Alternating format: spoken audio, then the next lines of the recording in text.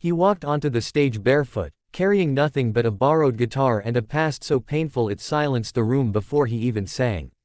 No one expected a poor Filipino boy to choose Hotel California, and absolutely no one was prepared for what happened next. If you believe talent can rise from the deepest poverty and music can heal even the hardest hearts, subscribe now, because this story will stay with you long after the final note fades.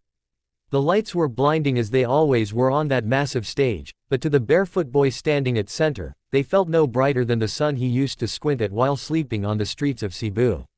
His name was Miguel Santos, 14 years old, thin as a shadow, with calloused feet that told a story no judge could ignore. As the audience whispered and the judges exchanged curious looks, Miguel held the guitar close to his chest, almost like he was afraid someone might take it away. For him, that guitar wasn't just an instrument.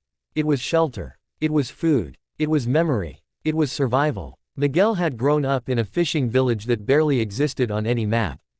His father was a fisherman who never learned to swim, and his mother sold dried fish at the roadside. When Miguel was 9, a storm came without warning, the kind locals whispered about as curses from the sea. His father went out early that morning and never came back. The boat returned days later, broken and empty. His mother tried to be strong, but grief is heavier when hunger sits beside it. Within a year, sickness took her too, leaving Miguel alone in a world that suddenly felt far too big. With no relatives willing or able to take him in, Miguel joined the thousands of invisible children who slept under bridges, in markets, and beside closed shops. He learned quickly which streets were kind and which ones were dangerous. He learned that people looked at his feet before they looked at his face. He learned that silence could be safer than asking for help. But most of all, he learned that music could change how people saw him. One night, while digging through trash behind a closed bar, Miguel found a broken guitar missing 2 strings. He didn't know how to play it, but he cleaned it carefully and carried it everywhere. An old man who slept near the pier noticed the boy tapping rhythms on the wood and humming to himself. The man, once a cruise ship musician before life took everything from him too, showed Miguel how to tune the strings, how to press his fingers until they hurt, and how to let pain become sound. That old man died months later, but not before teaching Miguel 3 chords and 1 English song he said the world would never forget. Hotel California. Miguel didn't understand the lyrics at first. He didn't know about highways or hotels or mirrors on ceilings. But he understood the feeling. The loneliness. The sense of being trapped in a place you can never fully escape. He sang it at night on sidewalks, his voice echoing between buildings while strangers slowed down, surprised by the depth coming from such a small body. Some nights he earned enough coins to eat. Other nights, he earned nothing but applause, which somehow felt just as important. When auditions for the international talent show came to Manila, Miguel almost didn't go. He had no shoes, no proper clothes, and no money for transportation. But a street vendor who had listened to him sing for months pressed a few crumpled bills into his hand and told him this was his chance to be seen. Miguel walked for hours, rode buses without knowing where they would stop, and slept outside the audition hall the night before, holding his guitar like a lifeline. Standing on that stage now, Miguel could feel every eye on his bare feet.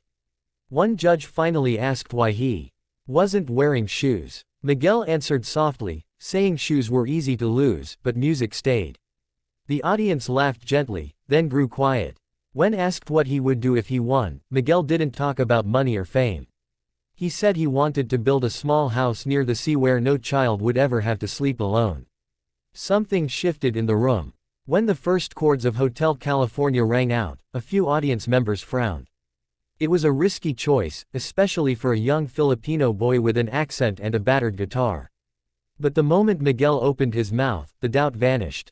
His voice was raw, cracked in places, but filled with an emotion that felt lived in.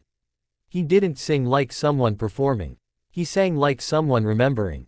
As the song built, his voice grew stronger, trembling on certain lines as if they carried personal meaning only he understood. One judge leaned forward, eyes wide. Another wiped her face without realizing it. By the time Miguel reached the chorus, the audience was completely silent, afraid to break whatever spell had fallen over them. Halfway through the song, one of the guitar strings snapped. A sharp sound cut through the air, and a gasp rippled through the crowd. Miguel froze for a split second. Memories flooded back of broken things in his life that never got fixed. Then he closed his eyes, adjusted his fingers, and kept playing. He finished the song with 5 strings, his voice carrying what the instrument could no longer provide. That moment broke the judges.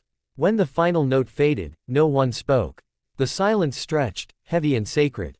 Then the crowd rose to its feet in a standing ovation that seemed to last forever. One judge openly sobbed, saying she had heard that song 1,000 times but never truly felt it until now. Another admitted he had lost his own father at a young age and saw himself in Miguel's courage. The toughest judge of all struggled to speak, his voice cracking as he said this was why the show existed. But the biggest twist was yet to come. Instead of immediate praise, the judges asked Miguel to wait. Confused and nervous, Miguel stood quietly as a video played on the screen behind him. It showed clips secretly recorded by the production team of people Miguel had met along his journey. The street vendor. A bus driver who let him ride for free. Even a distant cousin who had once turned him away, now admitting regret.